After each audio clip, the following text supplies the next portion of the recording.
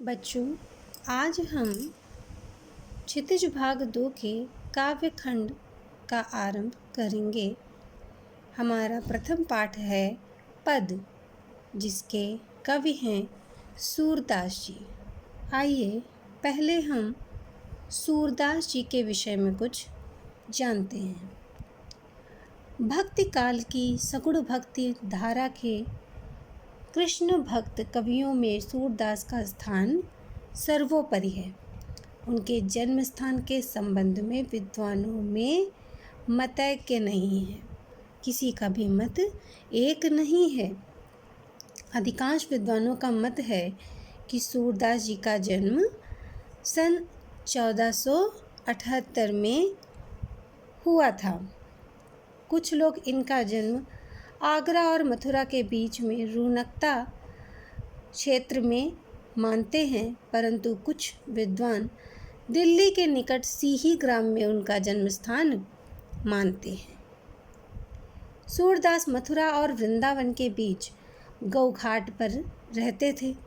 कहा जाता है कि सूरदास जन्मांध थे, अर्थात वो जन्म से ही अंधे थे, परंतु उनके काव्य में प्राकृतिक और मानवीय सौंदर्य के वर्णन को देखकर यह विश्वसनीय ही नहीं लगता, अर्थात अविश्वसनीय लगता है। जब सूरदास गौघाट पर रहते थे तो कुछ लोग ऐसा मानते हैं कि उनकी भेंट महाप्रभु वल्लभाचार्य जी से हुई थी। उन्होंने अत्यंत तन्मयता पूर्वक महाप्रभु को एक भजन गाकर सुनाया था। तब वो बहुत अधिक उनसे प्रसन्न हुए थे, तो वल्लभाचार्य ने उनसे कहा कि तुम मेरे शिष्य बन जाओ। उनका आदेश पाकर सूरदास श्रीनाथ मंदिर में कृष्ण लीला के अपने नए पदों की रचना करने लगे। नित्य प्रति गाते और नित्य प्रति एक रचना का निर्माण करते। जीवन पर्यंत इस नियम का उन्होंने पालन किया और सन 1583 में पारसौली नामक ग्राम में उनका देहांत हो गया।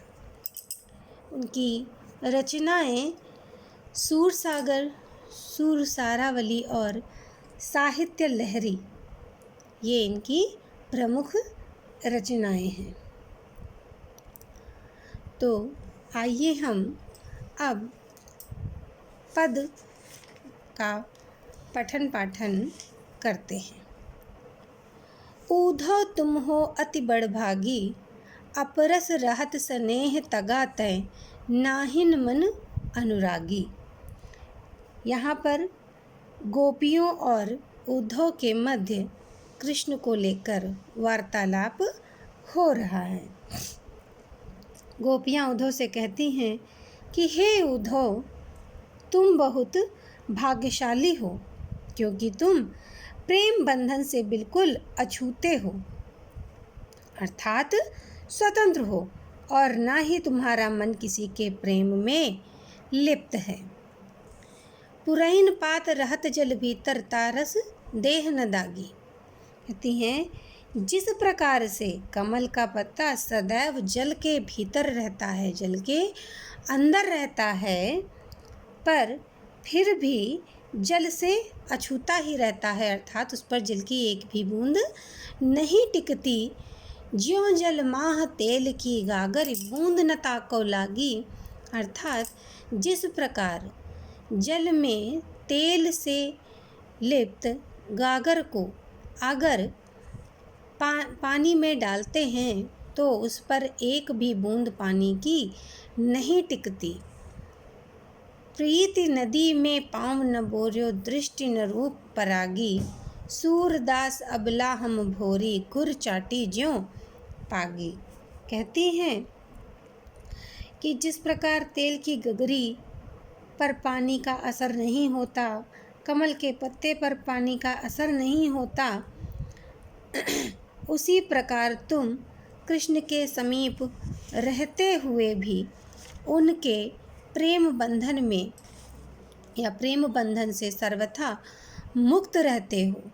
तुमने प्रेम रूपी नदी में कभी भी पाँव को नहीं डुबोया है, अर्थात तुमने कभी किसी से प्रेम नहीं किया और न कभी किसी के रूप में उनके आकर्षण में आए हो।